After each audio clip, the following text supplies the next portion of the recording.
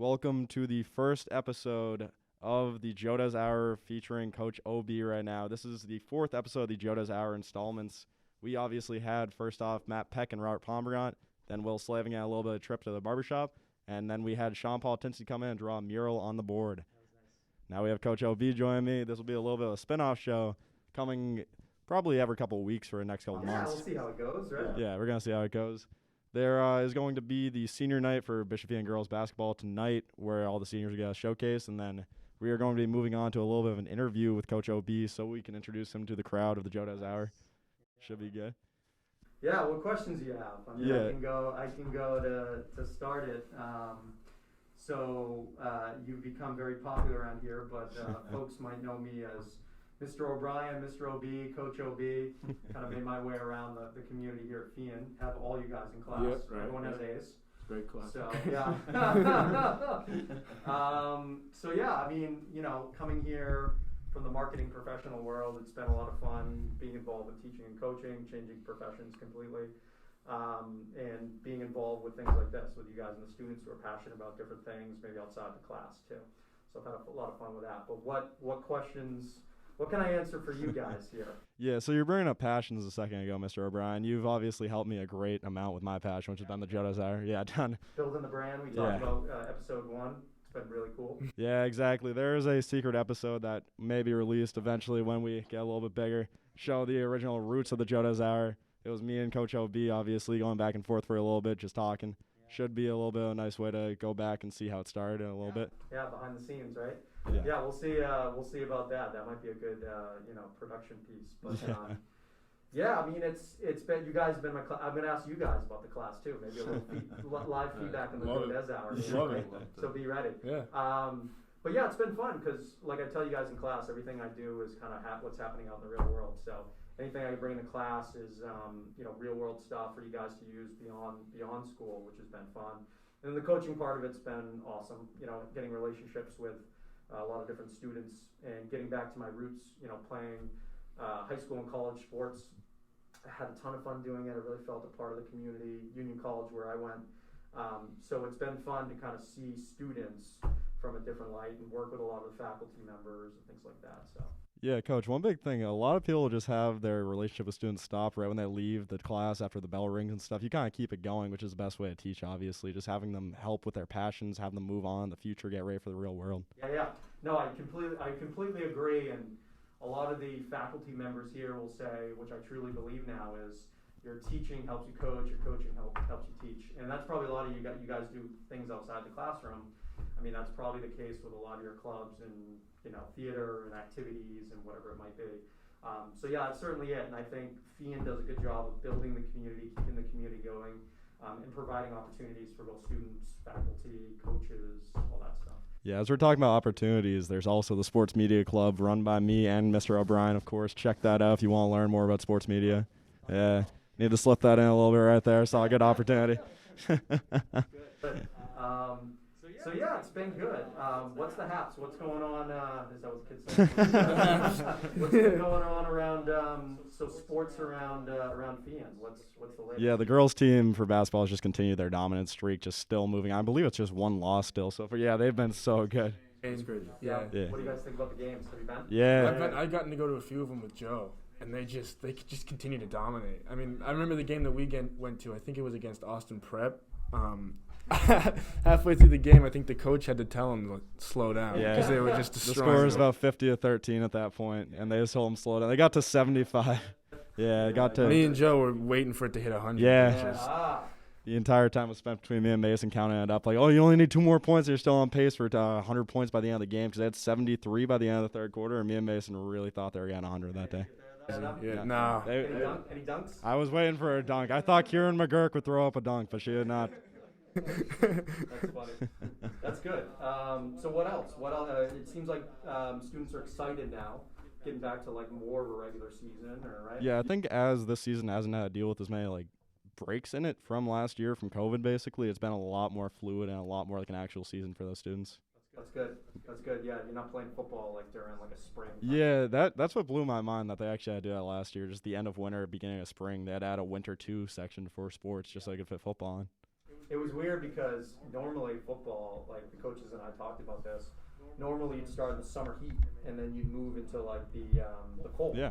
So like the fall and the Thanksgiving and everything. But that season was completely opposite. We started like I don't know if you guys saw practice or any of your friends played. Like it was like a foot of snow out on the other side, a foot of snow. So we were like digging out the yard lines. And then we went to like the nice spring weather, so it was like completely flipped. I've never experienced that. So for me, it was like a new experience, which was my first year ever coaching.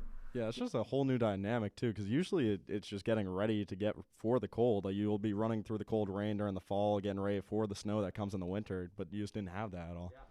Yeah, it completely flipped. So it was weird, and even your approach and like the way you coach and like the way you plan and game plan and stuff had to flip a little bit too. Yeah, because when it starts getting colder, it's usually more run plays than pass plays. There's a lot more wind, right? But then when it's heating up, just changes the whole game. Yeah, I think just like people are reacting differently. I mean, you guys all saw when you watched the pictures and stuff.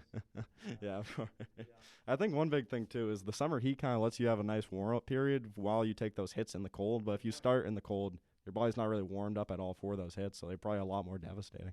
Yeah, no, it's a good point. It's a good observation too. Is like trying to get yourself like back into the flow of it. Because once you get in the flow of it, maybe we could have some of the coaches here on the show. Yeah.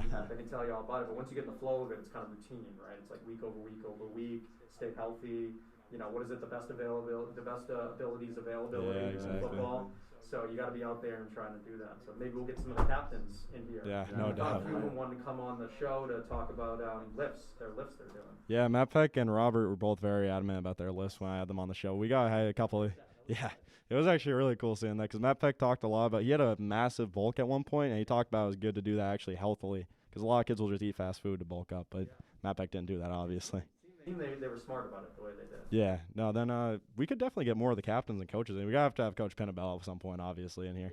I want to pick some the national championship game a little bit, but I know that's gone by. Yeah. Maybe preseason for next year we can start to pick. Yeah, I think March Madness we're going to have to get a few basketball coaches in too, give their brackets a little bit. Could be pretty good. Coach King would obviously be great to see in there. That's a good idea. I know we saw him in the hall the other day, or in the homeroom, and he talked about actually jumping on and giving some picks or something. Yeah. No, it should be really good. We should actually probably make some picks for the upcoming weekend for football, right? Because the last two matchups are going to be 49ers versus the Rams, and then it's going to be Chiefs versus who was the other team that won the AFC? Bengals. Keep forgetting about Joe Burrow. Yeah, the Bengals haven't been this far in the playoffs in so long. I just completely forgot about them for a minute. Not your guys' lifetime. No. I don't think he's even made Wouldn't even think about it in our lifetime. No. Who are your picks, Joe Dez? I want Joe Burrow to beat Patrick Mahomes. If he beats that, I think that will actually solidify him as one of the top QBs in the league. Yeah, because Joe Burrow's already led the Bengals so far, and then after the LSU season in college, it just seems like the sky's the limit for him, basically. If he beats Patrick Mahomes on the brightest stage to move on to the Super Bowl, I don't see him losing that. Yeah, it's a tall order, right? Yeah. I don't really see, in terms of the game this weekend, it's going to be very tough. I mean, that team, I feel like they're a game away, maybe 2 games away. The Chiefs are just too good at those times. They are so good, yeah. What did you guys think about that last game? You saw that 13 seconds it took them? Yeah. Well, I'm just trying to hold some hope for Patrick Mahomes because I know he's up and coming, he's young, and it's obviously a good quarterback, and I just like his style, Yeah. And I think he can do great things in the future, honestly. He's just so quick. Yeah. He's so elusive. Just the way he performs is really impressive just to watch. No, one big thing with him is his improv skills. Anytime he's on the field, he'll just whip the arms sideways. Then he has one where he did a left-hand shovel pass to his wide receiver. Insane. Just crazy to see that improvisation from a quarterback. The monster that he's like, you can even see, I don't know if you guys see like behind the NFL stuff. Yeah. He's like talking to Kelsey, like, hey, do this, do that. It's like kind of like off the script, which sometimes, gets you in trouble, but it seems like more often than not, he's fine. Yeah, to get in range for that game-winning field goal or game-tying field goal to go overtime, did you see him and Kelsey's exchange at all or nah? I saw like the inside the NFL type thing, like the behind the scenes. Yeah, so what Kelsey did basically, he walked up to Patrick Mahomes after getting the word from the coach, and he says, I'm not running that route, then told him the exact route he was running. And they ended up getting the 30 yards to get into field goal range. It worked. Sounds like some of our players. Yeah. I won't name names, though. Maybe we'll have some on the show. Yeah, no doubt. What about the other game? Yeah, so 49ers, Rams. I think Rams, it matters which version of Jimmy Garoppolo shows up, because his last game, if he played the Rams, he wasn't beating them. But this game, if he comes out just firing all cylinders, they have a very good chance, because I'm pretty sure Nick Bosa is still in. Like, he got injured in the last game, but I think he's still playing this week. But the Rams just have so much star power is one thing too. Yeah. And they've certainly mortgaged the future. Oh, no I doubt. don't think they have a pick for the next 5 years. No, I don't think so. Certainly not a first and second round, but they mortgaged the future for whatever it's going to happen this year. And the Super Bowl being so, I think I saw they're the only team that could in the history play the championship game and the Super Bowl in their home arena, right? Because the Super Bowl's in LA. Yeah, because Bucks broke the Super Bowl in their own arena last year, and that. Wow, I didn't think about the championship game. Dang. The fact that the Rams are now the top seed, Yeah. which is again very difficult for where they started. They have that opportunity. Yeah. So we'll see how it goes. They're NFC West, right? The Rams and the 49ers? Yes. Okay, yeah. Division. Yeah, so that's crazy. It's an NFC West matchup for the final game in the NFC. So we'll see how it goes. Yeah. So I do think, to your point, depends on which version of Jimmy Garoppolo shows up. I do think they're going to win. I think the Rams would be more fun. Yeah. But I think the Niners is just like one of those destiny seasons, and the fact that Trey Lance is sitting behind Jimmy Garoppolo and all that stuff. Oh, that's true. So I think that, and I think the Chiefs, even though I'd love to see the Bengals, I think they're a couple games away. But also the Chiefs, I think they just know how to win. Yeah. They know how to win in these situations. It's scary to think we're probably getting a Chiefs versus 49ers Super Bowl matchup again. Yeah. Almost no doubt. See is how the it thing. goes. Yeah, 2 years ago, right before the Brady one. Yeah. It'd be crazy to see Jimmy Garoppolo actually get a second chance. Because if he won that game, that would probably erase all the narratives around him right now. 100%. Because some people think that he can't win the Super Bowl with that team, but I think he very well could. Because he got so close last time. Yeah, and the defense is playing well, and they're opportunistic when it comes to taking advantage of things. So I mean, we'll see. And they're on a winning streak, right? And I think they're kind of. They always say too, the teams that are coming in already playing playoff football, they got that momentum. No doubt. So. The one surprise for me has been Deebo Samuel the entire time. He's been no wide receiver, but they've been using him as a running back a lot of the time. I think he might be leading in playoff rushing yards right now, which is insane. Yeah, he will look real nice in that Patriots uniform. I still can't believe we got N'Keal Harry at that pick. I was begging on the TV to draft A.J. Brown that entire time. You like A.J.? Yeah, I thought he was going to be like a faster Juju Smith-Schuster, and that's exactly what he's been so far. Yeah, right? The one time we got the drafting right, the Patriots did I not. just feel like maybe just no more wide receivers. Yeah. Sign them in free agency or whatever it is. Yeah, maybe just focus on tight ends like Hunter Henry and Jonnu Smith. Those are good. Seems like they're working out a lot better. What do you think Jonnu Smith thinks he's going to turn it around next year? I'm really hoping it turns. I thought both him and Hunter Henry would have massive years this year. I think having a rookie quarterback obviously affects that, so I think we can't really judge too much on the first year, but I think next year they're going to both be monsters. We'll see how it goes. Do you guys go to Patriots games at all or anything? Of course, a few times. Did you? I've been to a few. I have the funniest story to tell you actually about. I went with Mason and Ollie to a Patriots practice before this school year, and we had like free tickets to it. So we had Preseason or what was it? It was where you can watch them practice during the summer, basically, like right before the preseason. The thing like where they have the guy come out with the I've been to those microphone and he's all. Yeah. So Mr. O'Brien, we got there, and right before everything started, we went to go get food, and we were waiting in line for a bit, and we got our food and sat back down. And as we sat down, they blew the final whistle of practice, and we're already done. Right when we sat down, everything was packed up. Yeah. That's what everyone wants to know. It was not the best. It hurt a little bit having to eat it while walking away from seeing no Patriots football. Well, you'll get them next year, right? Yeah, exactly. I actually went to one of the first practices, and we started to see, because I think Cam Newton was there too. We saw Mac Jones and everything, so starting to see kind of like that vibe. Yeah. I feel like I think I also went one of Brady's last years too. So Yeah. It's kind of cool to see. Mr. O'Brien, I don't know if I've ever told you this. You know the Miami Miracle game? Yeah. I was in the stands for that. And before, that was in Miami. I went down to Miami. And Mr. O'Brien, the worst part of it was I was looking at my whole family before the final play of the game, and I said, I've seen them put Gronk at safety a few times. I really hope they do that again. It looks sick every time he does it. And then he missed the game-winning tackle 10 seconds after I said that. So the trouble with him being in the game too is that he is, if it were a Hail Mary pass. Yeah, you could just swat it down.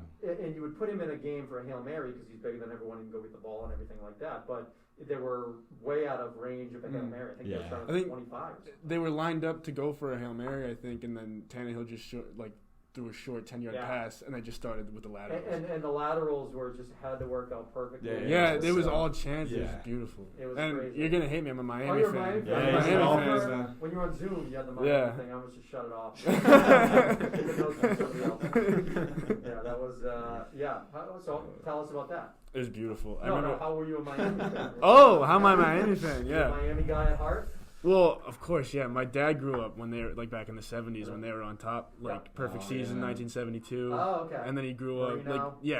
he was a teenager when Marino was around. Yeah. So he's just always loved them, and even when they've been just awful, he still loves them. And I think it's just because when he was a kid, the Patriots sucked. Like it was in their like lowest low years. Oh, we've only been good since Brady. Yeah. I mean, Bledsoe was all right. Like, he wasn't awful, but then Brady came in and just took off, right? But so it just started off with wanting to please him, I guess. And but you're everything else New England? Everything, yeah. Bledsoe, I love diehard Bruins fan. My mom works for the Bruins. Oh, cool. Yeah, she's Cam Neely's assistant, actually. Really? Yeah, Nice. it's cool. Foundation and Yeah, it's cool. Everything like that? Yeah, so diehard Bruins You fan. get to go to some games? All the time. You should see how many tickets he has from the games. Maybe it sounds like a wall of them. It's insane. Yeah, maybe. Right? Yeah. I mean, I think I saw a stat that the average fan is like 52 years old. Also, the leadership, too, of the Major League Baseball, the commissioner and everything, they got to make sure that they're looking forward with their business and making sure that they're like planning for the future. So to your guys' point, like, is it getting too slow? Right? Because you need to get the age of the average fan down because you got to start planning for the future. Yeah, the scary thing about those, when they tried speeding up, it kind of just led to a lot of steroid use, but you kind of have to make sure it doesn't happen while still maintaining a good pace. Like, as I said earlier, the constant action in the NBA, but they also have dunks in the NBA, which hype people up, and they have massive touchdown throws in the NFL and sacks. I feel like the only real plays that get hyped like that level in the MLB are home runs.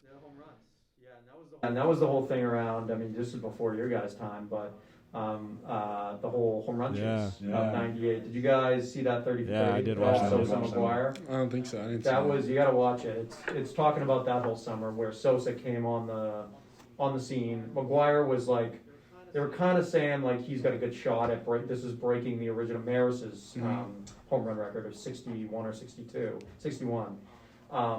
So it was a big thing. That was in my sweet spot. I mean, I was like 14 years old, so I was like loving baseball and everything. The All-Star game was at Fenway that year in '99. So there was just so much going on, so much hype. But they also looked the other way, kind of a little bit with the whole steroid thing and all that, because that was elevating the game so much. Yeah, having a race like that obviously bring massive. It really does kind of just suck to think about how that was kind of aided by steroids, because that probably was one of the most exciting periods of baseball in a while. Yeah. Too, if you guys follow the Hall of Fame stuff. Ortiz just got in. Yeah, I was about to say Ortiz Ortiz just got in. But all the other people on the ballot, it's all that steroids. Yeah. Kind of just a dark period for the MLB is what is sad to look back at, but most leagues kind of have a period like that. I feel like there was obviously, I think the 80s, a lot of the NBA teams had to deal with the cocaine problem, which was, if you've seen The Last Dance with Michael Jordan, obviously. Yeah, you remember when he was talking about when he was a rookie and he just walked in? It was just disgusted. A lot going on. But I think there's ups and downs to your point with like the different leagues and the way they go things and things like that. So you got to be really, real careful with that. So we'll see. I mean, you got to plan for the future. Yeah, obviously there's still like the chance that eventually some kids just start liking the MLB as they get a little bit older, and that brings their fan base down. But they do, I think, need to make a few changes to have that actually happen. You guys been seeing that? You guys lacrosse guys at all? Yeah. PLL. Yeah, I play lacrosse. Yeah. What do you think of that? Because they're starting that league. The cool thing about that league too is I think they give equity to the players. Yep. That's how their payroll works. Actually, it's a public organization, I think, and it's paid through investors, I guess. I'm not really sure how it works, but it's a really cool income system. Setup. It's completely different. Yeah. And it's on the rise, especially compared to the MLL, which was on TV for I think like 11-ish years, and it just went nowhere. Yeah. And PLL's already making it on the NBC. And they were at Gillette last year. Saw that. They got into, I think they went down to Miami too. Like they were everywhere. Yeah. They did like a round robin situation where they went to like 6 or 7 or 8 locations, and then I think over the 3-day period they would just play round robin style. Right. So like build some buzz in the city for a couple days. And it's not just like it's a sports game. It's like a whole like lax convention. Yeah. Like out in the parking lot, it's all like like Bauer and yeah. That's gonna change everything, because a lot of lacrosse players have just decided not to go into college or even into the professionals because of the pay level. That could change the talent on the entire field. That's awesome. It's interesting. I had some friends that went to bigger programs, coworkers and stuff, and they would have to work. They would work a real job, and then on Friday they get Friday off, and they would fly to a location and play a professional game. Yeah. So It's crazy. that's like the NBA used to be, like way back, before the millions of dollars, where it wasn't like a job that you could live off. Yeah. So the economics of that whole thing has completely changed. Mm. We'll Yeah. cover that in economics too. Yeah. I think the PLL's only been around for like 3-4 years now. Too. Yeah, They haven't even designated like teams to homes yet. Like it's all Yeah. it's all just whoever you like the most you'd root for. So it's just there's such like a baby organization, but they're already like so big already. Yeah. They're just gonna grow and keep growing. And lacrosse is, in terms of playing, it's just like more kids every year. Yeah. Like they're just seeing it and like seeing how fun it is. When did you start playing? 7th grade summer. I went Okay. to a lacrosse camp with I think his name is Thomas Dyson. I think that's his name. He's a We'll police fact check officer. that, Joe. I think he was. On that? Yeah. I think he was either semi-pro or professional. Okay. And he was my coach for a while. Oh, that's sick. Really got me into it. I What loved it. town was it? Was it a town DR, thing? or- Dighton, Rehoboth. Okay. I'm from Rehoboth, but it's small towns. Well, not small towns, just small populations. Got it. So they combine it, and Nice. yeah. This might be a little bit of a bold thing to say, but I feel like within the next 10 years, we're going to see some of the best lacrosse players we've seen in the professional. 100%. I don't think that's bold to say. Yeah, I at feel like all. that's I kind of think, exactly yeah. what I'm because there's almost no doubt. Only real one that people know is Paul Rabel right now, who everyone, of course, knows because he makes all the sticks, all the equipment, basically. And that's how he makes his money. But He was the first $1 million lacrosse yeah, player. I feel like we're going to see a couple more of those over the next couple of years, obviously. Yep. Nice. Yeah, it's nice to see those leagues growing like that. It is, yeah, and more opportunity for people to play. And I think about this, like I have 2 young kids, three and almost 2 years old. And I grew up playing baseball. I played Little League, I played high school, I played Legion during the summers. Yeah. And I loved it. It was a good time. Now I think about like what sport will my kids play? I mean, they'll get to choose and figure it out, but will they be interested in a sport like lacrosse, which I don't know. I know of, but I never played it. Mm-hmm. Yeah. Yeah, one thing I got to think about is since all the concussion stuff has been coming out, obviously, about different sports, if parents will start wanting their kids to play safer sports like lacrosse, where obviously concussions are a risk, but aren't like a major factor in the game. It's a good point. Yeah, you got to wonder about that for sure. And then that's the problem with the NFL too, is they have to fill their funnel with talent. So will we see this impact of head injuries, not this year, not next year, but 10, 15, Yeah. 20 years? Is that funnel going to be much I smaller? think one thing that's going to be massively interesting to see is Tom Brady within like 10 or 15 years. I don't think he's actually going to have bad CTE side effects because whenever you see him get sacked in the pocket, he just collapses on himself completely. He just lets the hit happen. He understands. Yeah, smart. quarterbacks probably learn how to take a hit the proper way. Yeah, the thing Brady does, he makes sure to just mortgage that one play instead of mortgaging his entire future, like being able to think clearly. So Smart He thing knows to how to do. do it in his head just to outweigh the risks. That's good. Things like that. Yeah, I like that a lot. No, it's smart for sure. So what else is going on? What about Fian sports? Turn it back to Fian sports. Yeah, we we can turn back to FIA for a little bit. I'm pretty sure swim team's undefeated is pretty funny to find out. Swim Right? team, How do you score swim? You guys Yeah, I don't swim? know how it understand works. swim How do you works. Yeah. score swimming? I've been trying to understand that for a little bit. I'm not fully sure how they How they actually actually score score swimming. You gotta get a swimming So- guest. Yeah, we do. yeah. You think it's a direct race in between the two teams, or they try to see how fast they I go? think I don't they know. do A a bunch of competitions. Mr. O'Brien, the swim team did betray us, though. They went on a competitor's show. Which one? They They got got interviewed by the Truth from the Youth in Attleboro. They From the youth. yeah, they switched switched up. up. Wait, what is this competitive show? Write the name From down. The youth? Yeah, so- It's actually not a bad name. No, it's actually a pretty good name. Can't even lie. It was made up by my friend Freddie, his little brothers. They basically started, and they got a few of their friends to join in. Been stealing our guest, though, Mr. O'Brien. We can't be letting that happen. So Fian guests went on the Truth for Youth Yeah, they that's betrayed right. us. podcast. Yeah, Nate Coleman, Jill Carline, both betrayed. Dude, Calling them out. Well, we'll have to get some. We'll have to get some Throwing the guests. names down. Yeah, not to name names, but we just did. Yeah. That's all right. I mean, we're just getting started, right? We're a small, No, small little right. startup. Exactly. There you Small go. little startup. There you as we go. heard Startup. in business class. about that. Interesting. What other podcasts are going on around? Any other video podcasts in Fian? I've had a few kids bring up the fact that they've always wanted to start a podcast, but never actually had the availability to, which, of course, we talked about with the Joe Dez Hour Network, if we started making tiny little shows out of that. Funny thing is, Jimmy Canali brought it up to me one time about him wanting to start a show. Yeah, so I might see if he'd want to be covering the golf for the Joe Dez Hour, because that'd be really cool. Yeah, especially when, like, the PGA Tours and stuff come around, he could give insight on that for sure. You guys seen Tiger Woods' son? Oh, Charlie? Charlie's insane. yeah. He's incredible. He's so good. He's incredible. Yeah, that was good. He's got the mannerisms and stuff like his dad. Yeah, he does a little club twirl at the end of it. Oh, yeah. I saw that. He looks like a It's mini so- version. I know, he's literally a mini It's so version. It's so cool. And you guys haven't known life without Tiger either, right? Oh, Nope. Not one day. Oh, interesting. Nope. It's gonna be interesting how you guys are, your whole sports world, sports experience. What were the first sports memories you guys had? What do you guys think? Trying to think. Probably no idea. Pee Wee football. What about like pro sports when you're? Yeah. What's weird for me, I remember Derrick Rose winning MVP, but I never really watched basketball that much when I was younger. I just knew Derrick Rose was MVP at one point. That was 2011, I'm pretty sure. It might be 14, actually, I'm realizing also. But 14 sounds way later. Yeah, 14 sounds way too late for that. It's too close to the Steph Curry area. I don't think he was around. My buddy I grew up with across the street is a coach for the Bulls right now. Yeah. Really? Oh, He's that's on the bench. sick. That's really Yeah. cool. Yeah, it's That's pretty awesome. cool. So we're Bulls fans, but he was with a couple other teams before that. So The Bulls this year have been insane also. Lonzo Ball, Zach LaVine, and they've had DeMar DeRozan playing like an MVP the entire season. Nikola Vucevic. It's insane how good they've gotten this year. Yeah, they don't really have a power forward right now because they used to have Patrick Williams playing that, but then he got hurt for the rest of the I season. don't really know any of those guys. To be honest with you. You know Alex Alex Caruso? Caruso? Yes, He was He's on the played for the Lakers. Lakers. Yeah, they He came had the out this headband year. and everything. Exactly, yeah. He's been doing really good on the Bulls this year. Just broke his wrist because Grayson Allen pushed him a little too hard. Probably baseball and basketball. It's just I do playoffs. Yeah. Football, watch it all because there's not that many football games.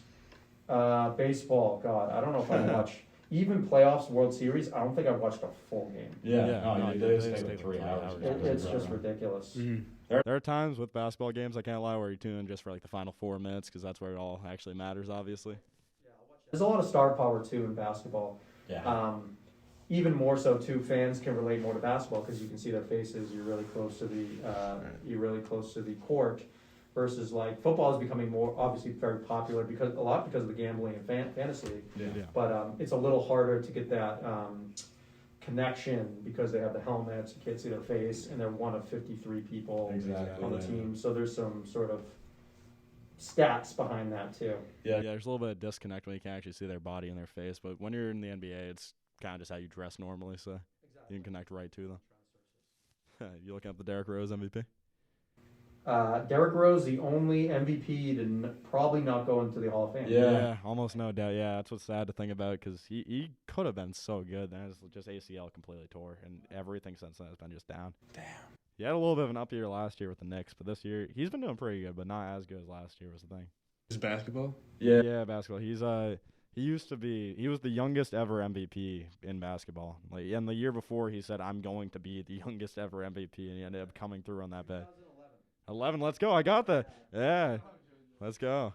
Yeah, you're right. 22 years old. Was really worried that LeBron came in and took that. But yeah. Two. That's crazy. Yeah, I know. It's insane. 22 is when most people are finishing college. He already won MVP in a professional league. NBA is a little bit weird too because they came in so they come. Yeah, in they He come out like 19. LaMelo Ball came out at 18 last year, I'm pretty sure. Yeah, he was either 18 or 19. crazy. Insane. Yeah, Josh Giddey this year, he played at 18 at one point. Now he's 19. Just crazy to think about. I think it was 3 or 4 years straight, basically. The youngest player to get a triple-double record ended up breaking. Because LaMelo Ball broke it last year. Just kept breaking. Yeah. And then this year, Josh Giddey broke it. And it was about like 20 days or something. Just insane to think about. That is crazy. What else? What's another topic we want to hit on? We didn't bring up, at first, Ollie, Stu, and Mason weren't sure they were going to be involved in the show, and then we taught them how to use the computer and everything, and they started being the background set crew, and they've been doing a really good job with that. So how do you guys feel, basically, about... Taking up that job, controlling the camera, controlling the audio. I mean, it feels great. I got these Fantastic. headphones on. Love being You part hear of the team. everything? Right? Yeah, So yeah. You might get fired. Is this a job interview? You might get well, fired. yeah, what they am make I- sure I don't say anything bad when I Yeah, go. He there, doesn't but- pay us, Mr. Yeah, what am I getting O'Brien. paid? We're here against our will. Talk to his agent. No, it's good. yes. I like helping out. So much fun just Yeah. to see this whole thing going on, Yeah. What's the plan for the future of the Joe Dez Hour? That's a Any good guests? question. Are you Yeah, thinking- we have a bunch of like, guests tell the coming in. listeners like what are they going to experience in the next couple few months? Maybe? Yeah, next couple of weeks, basically, I can promise these guests will be coming on the show. First off, this isn't going to be the order. I still have to decide the order, but we're going to have D1 athlete committed to CSU Fullerton, Catron Francino for soccer coming in at one point. Yeah, that one's going to be a good That's one. gonna be a This is good one of one, your yeah. friends, or who's Yeah. this? Catron goes to this school. she's very good at soccer, obviously. Going to go D1 for that. So she's going to be playing teams like UCLA in college, which is just one of the top soccer teams, obviously, in the U.S. Yeah. Then after that, we have Cam Ford at some point. Obviously, is a very highly scouted basketball prospect as a senior. She made a commitment yet, or what? She has not made a commitment. Is she gonna announce it on the Joe Dez Hour? What's the deal? I'm hoping.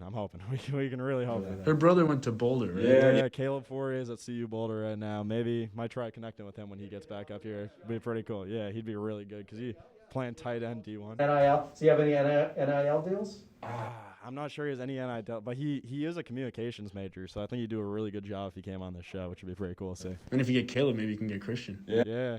No, except we're slowly building up each person. Christian will be good. Short show, right? Yeah.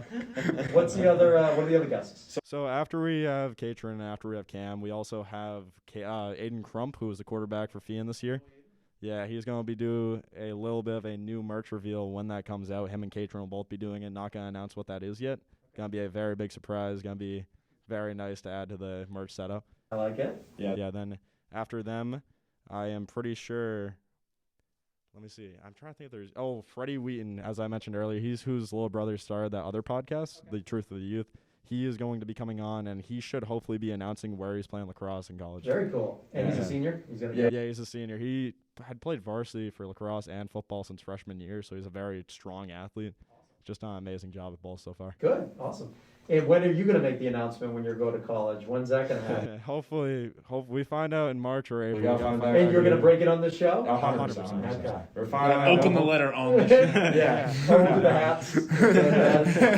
Yeah, we'll get that going. We're going to have a record, no doubt, right when I open the letter or email, however it comes, and find out. Because hopefully USC or UCLA is what accepts us, because both of them are so good with broadcasting. Very cool. Yes, good opportunities for sure. And, to continue the show and all that stuff. So that'll be cool. Yeah, the more guests, it sounds like a really good, what's cool about the show is there's a great community of students, faculty, coaches, teachers, admins that probably want to come on the show and have some fun and talk about different subjects. Yeah, one big thing people don't realize is just how interesting so many of the kids are here. Like Sean Politinsky, he knew Italian, he draws all the time, biked all the way to Cape Cod and back in a day. Has just done so much stuff that people would not have found out about had he not come on the Joe Dez Hour. Now, how do you get the show on Fian's Got Talent? Are you gonna do like a quick reel or something? I do have to find a way to get on Fian's Got Talent. I am not hosting it this year, unfortunately, but I'm pretty sure it's It's hosted virtually, right? It's a little bit where they have a host, but I'm not sure if he's gonna be doing it virtually or if he's gonna be doing it in person. Because he was saying he didn't want to do it virtual, but I'm not sure how they're actually. Yeah, Ryan Rebell is who it's looking like right now. Maybe Craig Charlin too. I'm not fully sure about that though. I know the guys that did hosting last year were pretty good. I remember watching a little bit. I was really impressed. Yeah. No, they did a good job last year. The plan right now, we're going to come in on the talent show and put the talent as just announcing, and then we're going to take over the talent show. It's going to be a slow takeover, and then we got that. Mason will do a monologue. Yeah. Do something from Hamlet. Some Hamlet. That'll be good. See how it goes. Anything else to cover, boys? This was a good show. Yeah, I think this was a really good episode 1 so far. How long did we go? We might have gone an hour anyways. How long did we 37 almost 40 minutes. 37. Oh, dang. Okay. This will be the longest episode so far. It's been a great one so far. How long are your other episodes? First couple were about 20 minutes, a little bit over 20. And then I'm going to eventually combine them to make like hour cuts is what I'm going to think. Views. How many views total? Not the most views. We got about like 50 or 60 views each video right now. We're going to get up there. We're going to once Sean Politinsky's interview drops, it's going to be big. That one's going to go really tough. One that gets us kind of over the top here? Yeah, because I'm going to have a time lapse of him drawing the Joe Dez Hour logo post on the Instagram. People are going to want to see the video where he's actually doing that. Start sending your tape out to maybe some celebrity. Yeah. Might have to pay some ads somewhere. Yeah, well, let me put my thinking cap on. I'll see if I can in my network. We'll see how it goes. Okay, I think this probably is where we should wrap up. Yeah, so this has been episode 4 of the Joe Dez Hour, episode 1 of the Joe Dez Hour featuring Coach OB. This has been Mason Porter, Oliver Stewart, Mr. O'Brien, and I am Joe Dez. Thank you for listening.